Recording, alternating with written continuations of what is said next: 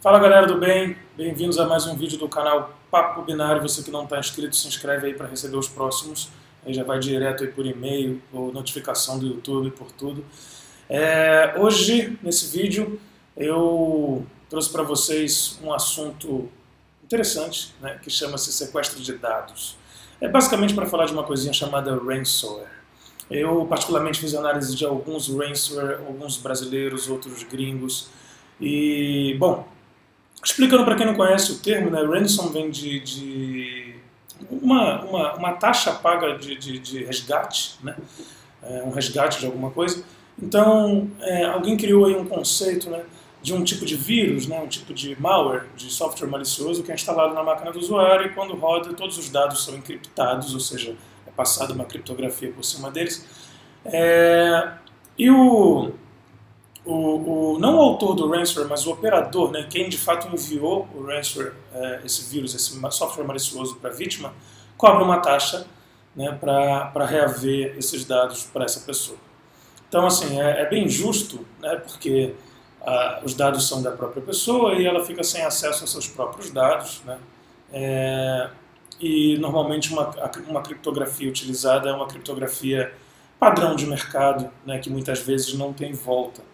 Ou seja, realmente ou o usuário paga a taxa para ter essa chave e conseguir ter acesso aos seus dados de novo, ou o usuário, né, ignora isso, né, esquece isso e perde seus dados, né, e vai buscar um backup, um HD antigo, alguma coisa na nuvem que ele tenha copiado seus dados de volta, para ter seus dados de volta ou parte deles de volta.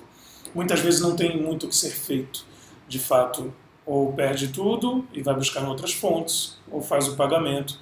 E fazer o pagamento acaba sustentando o formato do crime, né? Então a minha dica é que não faça o pagamento e que vire a página, tente virar a página da melhor maneira possível, do tipo, ok, perdi esses dados, mas que seja, né? Não estou morto, vida que segue, dá para recuperar, dá para fazer alguma coisa, dá para refazer aquilo, nem tudo era exatamente extremamente importante.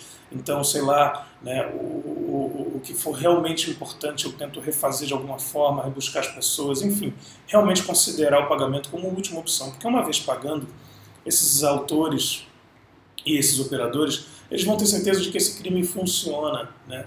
E eles vão criando cada vez mais. E nada impede, inclusive, de você pagar e não ter muito acesso à chave, ou do ransomware ter um bug, como já aconteceu, né? Pessoas que fizeram o ransomware, fizeram o vírus e tal, infectaram um monte de gente, o pessoal pagou, eles tentaram desencriptar os dados das vítimas e não conseguiram.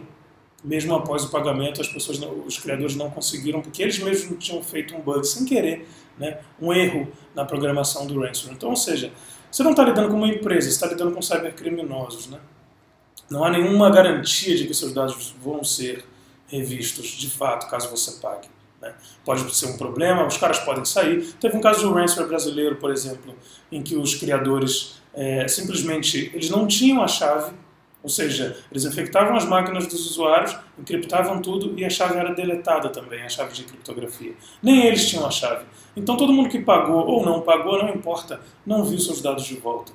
Ou seja, tem aí um crime dentro do crime, né? Uma falcatrua dentro da falcatrua, ou seja, não é um tipo de comportamento, né, de pessoas ali, que você possa, de fato, confiar. Né? A gente está falando de cybercrime. Logo, a dica que eu dou é não pagar, considerar o pagamento como última opção, de fato, para não suportar esse tipo de iniciativa. Que a gente não tem nem previsão de quando isso vai acabar. Né? Nós que analisamos esses arquivos e tal, a gente só vê tendência de crescimento desse tipo de crime aí. Então, ransomware, em princípio, o que é? Utiliza a criptografia padrão de mercado para fazer essa encriptação de dados, né, na máquina do usuário e cobrar uma taxa. É extremamente perigoso. Né? Os métodos de infecção são vários, mas a maioria são os mesmos de qualquer outro vírus, né? Por e-mail, ou servidores que têm RDP aí na internet, você que administra alguma rede, ou trabalha numa empresa que tem uma rede e administra seus servidores Windows via RDP, né? Aquele acesso remoto do Windows, de fora, fique esperto, porque tem uma galera fazendo brute force aí nessas portas RDP desses servidores, e quando descobrem a senha, entram, se movimentam lateralmente na rede, porque o servidor normalmente tem um nível de permissão elevado dentro da rede, né? E começa a encriptar tudo e depois cobra da empresa para reaver. E pegando essa história, esse problema de ter os dados encriptados e levando para um lado empresarial, é mais difícil ainda. A gente já tem histórias de empresas que fecharam, porque teve, quando eu digo a gente, assim, a comunidade de segurança, né? De empresas que fecharam porque não conseguiram reaver seus dados e foram vítimas de ransomware.